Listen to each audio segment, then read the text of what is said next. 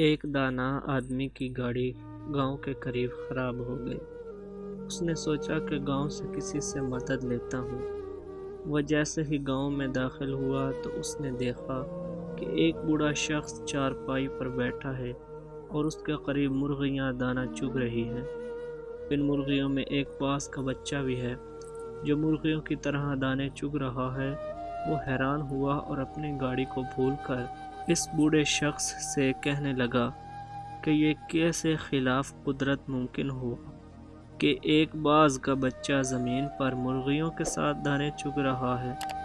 تو اس بوڑھے شخص نے کہا، دراصل یہ باز کا بچہ صرف ایک دن کا تھا جب یہ پہاڑ پر مجھے گرا ہوا ملا۔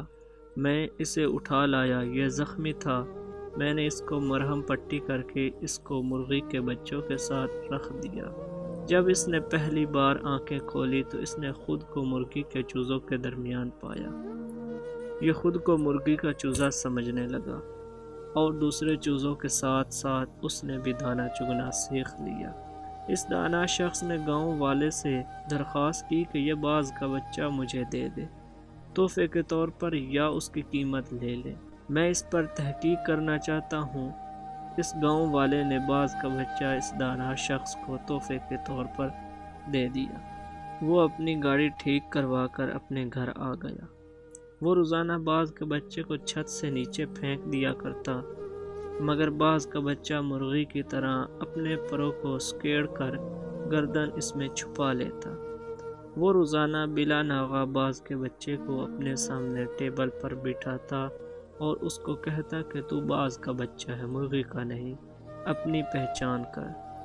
اسی طرح اس نے کئی دن تک اردو، پنجابی، سندھی، سرائیکی، پشتو ہر زبان میں اس باز کے بچے کو کہا کہ تو باز کا بچہ ہے، مرغی کا نہیں، اپنی پہچان کر، اپنے آپ کو پہچاننے کی کوشش کرو۔ آخر کار وہ دانا شخص ایک دن باز کے بچے کو لے کر ایک بلند ترین پہاڑ پر چلا گیا اور اسے کہنے لگا کہ خود کو پہچاننے کی کوشش کرو، تم باز کے بچے ہو۔ اور اس شخص نے یہ کہہ کر باز کے بچے کو پہاڑ کی بلندی سے نیچے پھینک دیا۔ باز کا بچہ ڈر گیا۔ اس نے مرغی کی طرح اپنی گردن کو جھکا کر پیروں کو سکیڑ لیا اور آنکھیں بند کر لی۔ تھوڑی دیر بعد اس نے آنکھیں کھولی تو اس نے دیکھا کہ زمین تو ابھی بہت دور ہے۔ تو اس نے اپنے پر پھڑ پھڑائے اور اڑنے کی کوشش کرنے لگا، جیسے کوئی آپ کو دریا میں دھکا دے دے تو آپ کو تیرنا نہیں بھی آتا تو بھی آپ ہاتھ پاؤں ماریں گے۔ تھوڑی ہی دیر میں وہ اپنے آپ کو بیلنس کرنے لگا، کیونکہ باز میں اڑنے کی صلاحیت خدا نے رکھی ہوتی ہے۔ تھوڑی ہی دیر میں وہ اونچا اڑنے لگا۔ وہ خوشی سے چیخنے لگا اور اوپر جانے لگا۔ کچھ ہی دیر میں وہ اس دانا شخص سے بھی اوپر چلا گیا اور نیچے نگاہیں کر کے اس کا احسان مند ہونے لگا۔ تو دانا شخص نے کہا، اے باز، میں نے تجھے تیری شناخت دی ہے، اپنے پاس سے کچھ نہیں دیا۔